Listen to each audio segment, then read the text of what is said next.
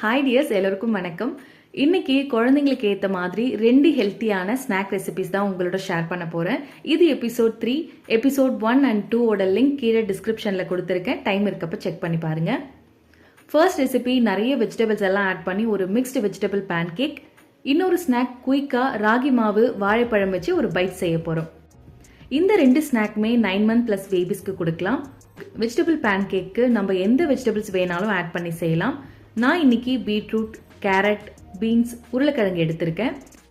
இப்போ இதை நல்லா ஸ்டீம் பண்ணி எடுத்துக்கலாம். ஒரு பவுலில் 2 டேபிள் ஸ்பூன் அவலை நல்லா வாஷ் பண்ணிட்டு தண்ணி சேர்த்து ஒரு 10 நிமிஷத்துக்கு ஊற வச்சிடணும்.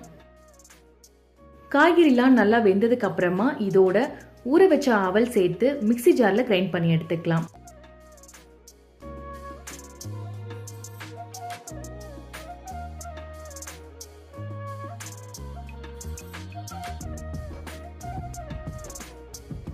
இப்போ இதில் 2 டேபிள் ஸ்பூன் அரிசி மாவு, 1 டேபிள் ஸ்பூன் ரவை, தேவையான அளவுக்கு கொஞ்சமாக தண்ணி சேர்த்து நல்லா மிக்ஸ் பண்ணிட்டு பவுலில் டிரான்ஸ்ஃபர் பண்ணிடலாம்.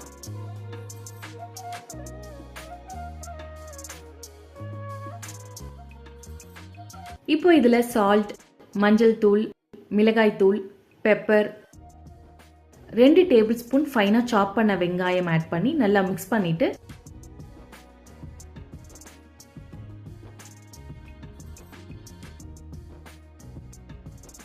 தோசைக்கல் காஞ்சதும் நெய் இல்லைன்னா ஆயில் விட்டு 2 சைடும் நல்லா வேக வச்சு எடுத்துட்டா அவ்வளோதான் வெஜிடபிள் பேன் கேக் ரெடி. இதில் அவல், வெஜிடபிள்ஸ் எல்லாம் சேர்த்து நல்லா கிரைண்ட் பண்ணதுனால பேனில் லைட்டாக ஸ்டிக் ஆகும்.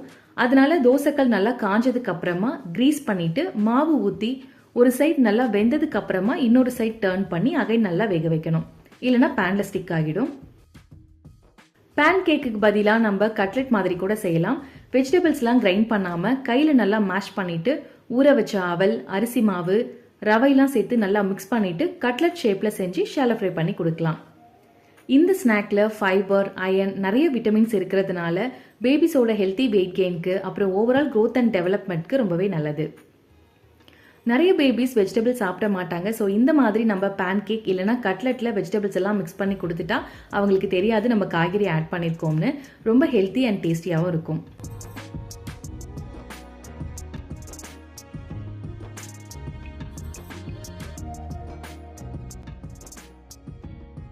Second snack ragi banana bytes.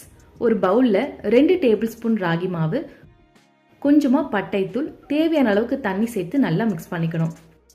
பட்டைத்தூள் optional தான், வேண்டாம்னா நம்ம ஸ்கிப் பண்ணிக்கலாம். மாவு போரிங் கன்சிஸ்டன்சியில் மிக்ஸ் பண்ணியிருக்கேன். ஏன்னா திக்காக இருந்தால் ராகி மாவு வேகாமல் இருக்க சான்சஸ் இருக்குது. ஸோ இந்த அளவுக்கு தின்னாக இருந்தால் குக் பண்ணுறதுக்கு ஈஸியாக இருக்கும். இப்போ இதில் கட் பண்ண ஒரு வாழைப்பழம் சேர்த்து நல்லா டிப் பண்ணிவிட்டு தோசைக்கல் நல்லா காஞ்சதும் நெய் விட்டு 2 சைடும் நல்லா வேக வச்சு எடுத்துட்டா அவ்வளோதான் ராகி பனானா பைட்ஸ் ரெடி.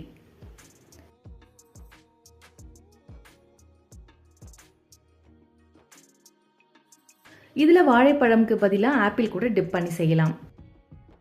இந்த ராகி மாவு வீட்லேயே அரைச்சது. ஒருவேளை கடையில் வாங்கின ராகி மாவு யூஸ் பண்ணுறீங்கன்னா மைல்டாக ட்ரை ரோஸ்ட் பண்ணிட்டு யூஸ் பண்ணுறது பெட்டர்.